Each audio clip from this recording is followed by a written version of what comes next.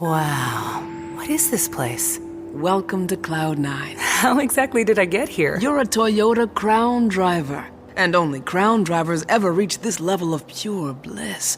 The refined but elegant design makes you sit up a little straighter. It gives you a rush of confidence as soon as you're behind the wheel and a feeling of all eyes on you. That's how the Crown transports you here. It's pretty awesome, right? The captivating Toyota Crown family. Toyota, let's go places. You know you've got a comeback in you. When you take the next step, you're going to make it count. For your career, for your family, for your life. You can earn a degree you're proud of with Purdue Global. Purdue Global is backed by Purdue University, one of the nation's most respected and innovative public universities. This is your chance. This is your opportunity. This is your comeback. Purdue Global, Purdue's online university for working adults. Start your comeback today at purdueglobal.edu. Hello. From Wonder Media Network, I'm Jenny Kaplan, and this is Womanica. This month, we're diving into the Divas of history, examining how the label has been used with many angles, whether describing women pejoratively or with admiration. Today, we're talking about a jazz singer who considered her voice an instrument, a voice she could manipulate and bend as masterfully as an acrobat. It made her one of the most distinct jazz performers of the 1940s and 50s, and carried her through a long career. She broke the rules and became known as the Jezebel of Jazz. Let's talk about Anita O'Day. Anita was born Anita Bell Colton on October 18, 1919. She grew up in Chicago during the Great Depression. Her father drank and left the family when Anita was just a kid. She was raised mostly by her mother, who Anita would later describe as cold. At 14 years old, Anita left home. She began competing in walkathons and dance-a-thons, which were popular at the time. Contestants had to dance for as long as they could in order to win prizes during a cash-strapped time. These dancers are on the floor constantly, 24 hours a day, taking 10-minute rest periods. Anita stayed in the dance-a-thon circuit for 2 years, and sometimes she was called to sing. When Anita returned to Chicago, she got her first big singing job at a nightclub called Planet Mars. With her blonde hair and petite frame, she defied what people expected from a jazz singer. It was around that time that Anita adopted the O'Day part of her stage name. O'Day as in dough in Pig Latin, which of course is what she intended to make. Anita started to juggle several gigs. In 1939, she began performing with the prestigious big bands at an acclaimed jazz club called the Offbeat. That same year, she had also auditioned to perform in Benny Goodman's swing band, but didn't get the job because she improvised too much. Benny Goodman told her, "In my band, the girl singer sings the melody." For another job, she forgot the lyrics to the song she was singing mid-performance, so she improvised, dancing and scatting and driving the crowd wild with her agile voice. She got fired anyway. The qualities that got Anita dismissed from bands, her creativity and independence, were the same ones that would distinguish her from other singers.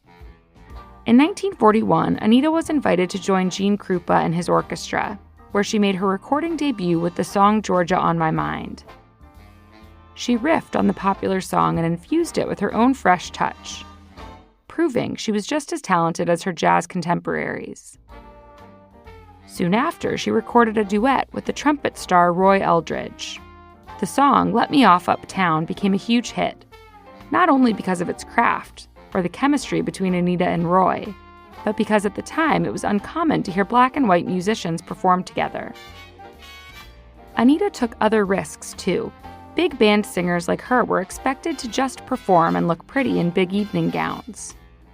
But Anita rejected the girl singer image of the time, insisting on presenting herself as what she was, a talented and hip musician. She would get up on stage in a band jacket and skirt, or a pinstripe suit. After all, her ability to dance between a slow, low croon and frenetic improvised scatting was what really got audiences' attention. One orchestra leader Anita worked with, Stan Kenton, later said, "She was the original, the purest one. You couldn't trace her style back to anyone else." During the successful decade of her life, Anita also struggled with alcohol and drugs. In 1947 and in 1952, she was arrested for marijuana possession. She was arrested again in 1953 for heroin. These arrests, as well as stories about her multiple marriages, divorces, and affairs, led some to dub her the Jezebel of Jazz. Anita's reputation didn't hamper her career too much. She even claimed that it fueled her success. She struck out on her own and released several records throughout the 1950s and toured with them nationally. But her heroin addiction was still present and costly. It's estimated she lost around $400,000 throughout her career to her addiction. And the cost wasn't just monetary. In the late 1960s, she nearly died from an overdose. That was when she finally managed to kick heroin. Anita returned to performing, releasing albums, and even toured internationally. Anita's last record, released in 2006, was titled Indestructible. She died a few months later. She was 87 years old. All month, we're talking about divas. For more information, find us on Facebook and Instagram at Womanica Podcast. Special thanks to Liz Kaplan, my favorite sister and co-creator. Talk to you tomorrow.